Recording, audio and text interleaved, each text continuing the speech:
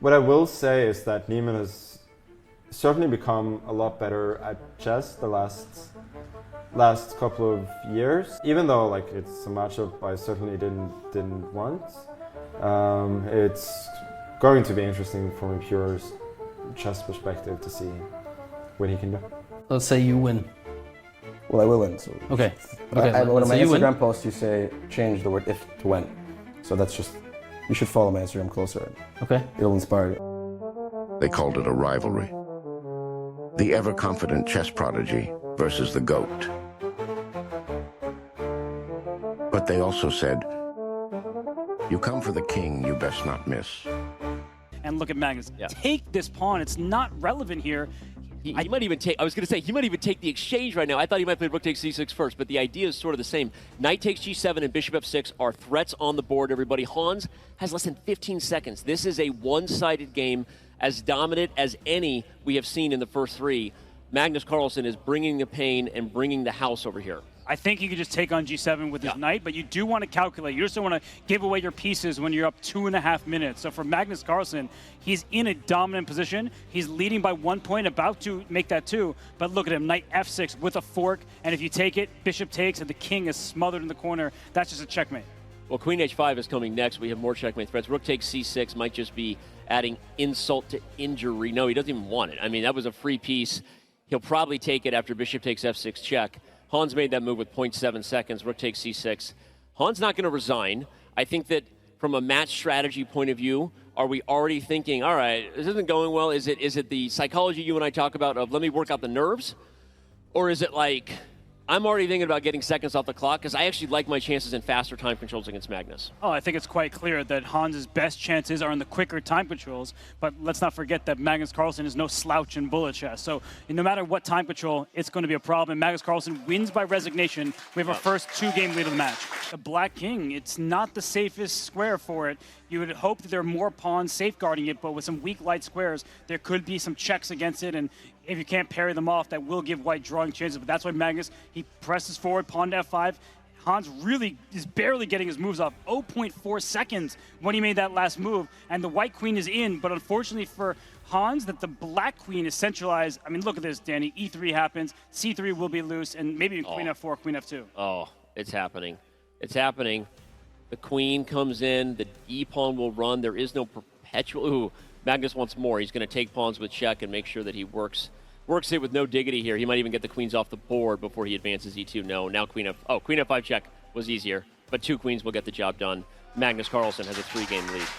Unbelievable start for Magnus Carlsen. He decides to go for the endgame, still can't take c3, and now queen d4 or queen takes c4 are on the board. Yeah, queen d4 looks very good. c2, by the way, that pawn is going to keep that white rook stuck, and he takes on e. Yeah, I thought he might, because it just goes to the queen ending and just eliminates the human move to play by Magnus. And by the way, it gets a ton of time off the clock. I don't know if Magnus is thinking about that. He probably just wants to convert on the game. But this is, I know this is crazy.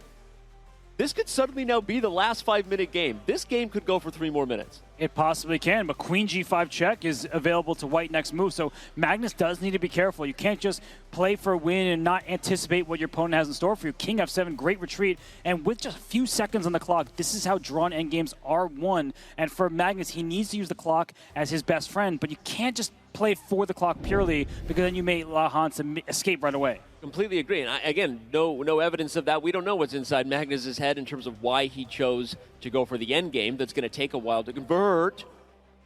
King f7? King f7, you get out of checks, and you can't stop mate on h1. Well, you can bring the king back, but I guess it's winning because the e-pawn now is too strong. The queen and the e-pawn are in perfect connection No, but the king just hides. Yeah, no, the white king will step back. Okay, and then the e-pawn is too strong. Just Sorry. go. Just go. I thought, yeah, exactly. And here comes the e-pawn. By the way, the queen on the f-file is perfect. Oh, nasty. He doesn't even want to advance. I was going to say the queen on the f-file is perfect because she guarded f5. And may not have calculated it. He's now all in with a piece sacrifice. He's shaking his head. Yeah, he did realize he went wrong there. Yeah, Magnus shakes his head. He does have a time advantage, but he's down material. Hans Niemann could be winning his second game. Knock on wood there. No commentator's curse, but we said you have to strike a couple times against Magnus to make him nervous. And you see that he's going after the black king. Rook takes 6, pawn takes. Suddenly, we have a material amount you can't take here because it's checkmate in 1. So do not think that Hans blundered a rook. Rook e7 guards g7. But oh my gosh, rook a6, the rook! Oh, Where's Levy when you need him? He sacrificed the rook. Queen takes e7, going for the mate against the black king. And now rook b6. There's going to be rook a6. Oh my a7. gosh, and Magnus is turning this around. Rook takes c6. What in the world is going on here? His rook takes c6 ideas, and Well, he he only finds has it. 1 second. He's not going to move fast enough. Wait a second. He's solving everything with just seconds on his clock. This is unbelievable. The rook on e7 was loose. It still is Oh my loose. gosh. Every rook is sacrificed. Where are you, Levy? White is up just 2 pawns, so now it's easy for Magnus Carlsen. This doesn't require much effort for him on the conversion. Black doesn't even have threats against the white king. That's a centralized queen, and there goes the b-pawn.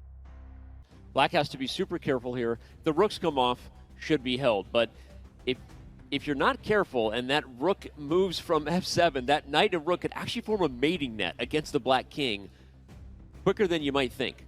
And you see Hans's clock down to 4 seconds. He plays g5. The rook can't keep d4 and f2 defend at the same time. So rook f5 giving up d4 for g5, but white can never lose this position. Okay, but don't play king h8. That would be made on f7, FYI. So now Magnus is pushing, especially because Hans has 3 seconds. And also, even if this game does end in the objectively correct result of a draw, you're going to waste a lot of time off the match clock. This is what Magnus wants. Oh! Knight f64! Knight f64, it's a fork. He goes into a rook ending up 2 pawns. Hans missed it. You see, what a frustrating game. Where do we go from here, right? There was a lot of talk, a lot of drama heading into this match.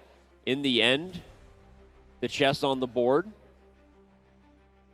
was Magnus Carlsen's day. I mean, Magnus Carlsen is the strongest player on the planet. I have no reservations. Nobody does in saying that. And that doesn't take away from the fact that Hans Niemann is also a very strong player. But when you're facing an in-form, a potentially angry Magnus like this, and he's playing the way he did today. It wasn't perfect. There were some clear mistakes. He blundered a pawn for nothing and still won that game. It just goes to show that when Magnus, he is flexing those muscles, he's the best player on the planet, and really, who's going to stop him? No one can, right? And not Hans Niemann. I mean, again, we said it on record, off record, whenever we were asked. And again, it's exactly what the media, this match had more attention from non-traditional chess media than anyone we've done in maybe ever. I mean, frankly, in a very long time.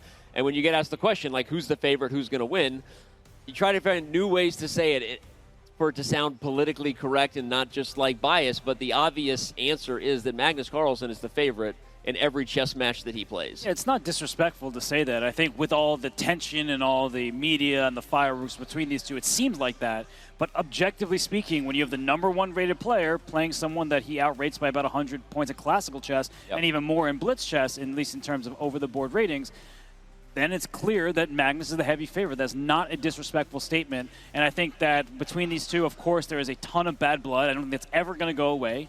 I think that these two, if they play many more matches, we'll see much more of their talking. But I think for Magnus, he is letting his moves do the talking. He is playing a great match, and he's about to win another game as multiple rooks are under attack. Yep. And I think that Hans, guarded, by the way. Yeah, Hans is getting cooked here. We've avoided just saying the chess spoke for itself many times, so we should just say it. We've said everything else but that, right? But this is a match that, as you said, the drama, the hype, the talk came in here. And again, Magnus right now is just unstoppable, and I don't think he's going to show mercy. And Danny was right. He did not. I felt like he was actually playing quite well, but he does blunder a lot. And with little time, he was not playing well, at least in that. And I was kind of I was mostly up a little bit on time, and I was, playing those scrambles better than he was and being a bit more practical. Were you nervous at all for this match? If not, have you been nervous for any match? Yeah, I mean, I'm not sure if nervous.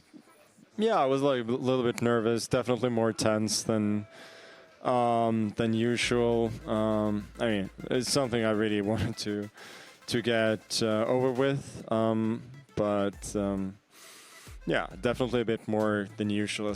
He has good understanding, and I think he's miles better than he was 2 years ago, for sure. So he's certainly made improvements. The fear in your eyes don't hide. We're coming through like a hurricane of lights. No more playing nice, this is our time. You can't escape, we're gonna blow your mind.